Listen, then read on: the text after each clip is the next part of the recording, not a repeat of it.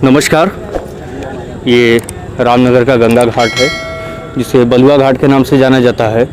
कभी यहाँ जब पीपा पुल हुआ करता था तो यहाँ से गाड़ियों का आवागमन होता था। डेली कम से कम 50,000 गाड़ियाँ आती जाती थी।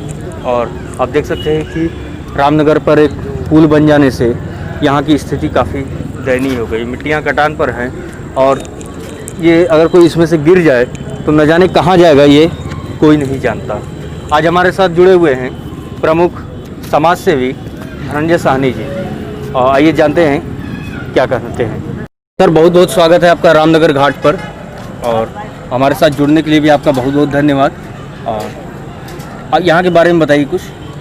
ये रामनगर काशी की उपनगरी, यहाँ पर विश्व सुविख्यात रामलीला कई वर्षों से प्रसिद्ध है। और यहाँ पर कई तरह के बहुत प्रसिद्ध चीज़ें हैं रामनगर की। जी। जैसे यहाँ रामनगर का किला है जी, रामनगर रामलीला है, रामनगर की लस्सी है। रामनगर वैसे ही विश्व प्रसिद्ध हाँ। है। और इस घाट के बारे में क्या कहना चाहेंगे सर? इस घाट के लिए हम लोग के साथ छलावा हो रहा है, सौतेला व्यवहार किया जा रहा है। जी। ये माननीय प्रधानमंत्री जी का संसदीय क्षेत्र है। यहाँ पर रामनगर में पूर्व प्रधानमंत्री लाल बहादुर शास्त्री जी का ये गृह नगरी है।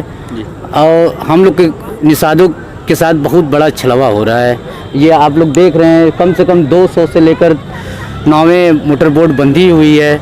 यहाँ पर कोई रोजगार का निषादों के लिए कोई व्यवस्था नहीं है सरकार। जी। और ये क्या सर, ये मिट्टी जो कटी पड़ी है, ये क्या, इसका क्या कारण है? इसका मेन कारण है कि यहाँ पर सीवर लाइनें पूरी तरह से ध्वस्त है। यहाँ पूरे नगर का पानी आता है, इससे मिट्टी का कटान हो जाता है। हर वर्ष इस साल का समस्या रहता है।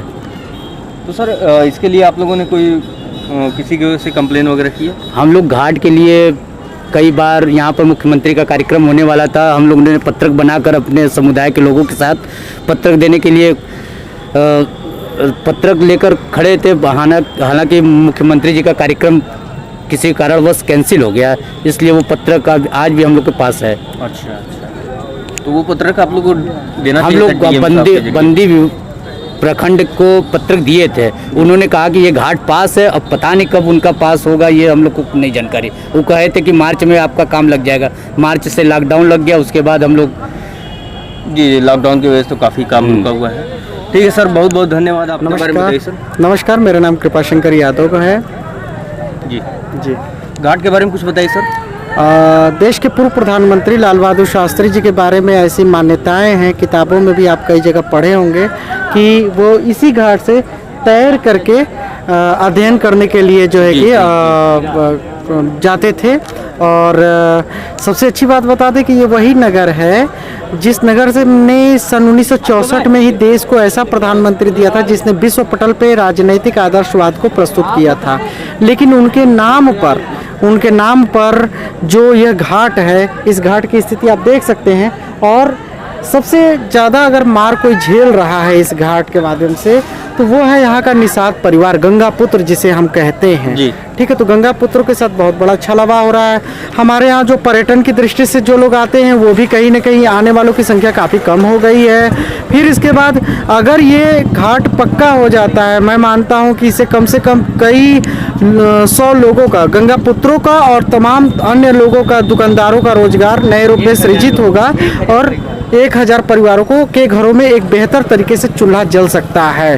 तो मैं समझता हूँ नमामि गंगे परियोजना के अंतर्गत या किसी भी परियोजना के अंतर्गत लाभ प्राप्त हो, देश के पूर्व प्रधानमंत्री लाल बहादुर शास्त्री जी को श्रद्धा सुमन अर्पित करने का इससे बड़ा भारत सरकार और राज्य सरकार के पास अवसर नहीं मिलेगा कि इस अपने शासनकाल में इस घाट को यह पक्का करा करके नगर की जनता को समर्पित करें। बहुत बहुत धन्यवाद सर, बहुत अच्छा लगा आपसे मिलकर।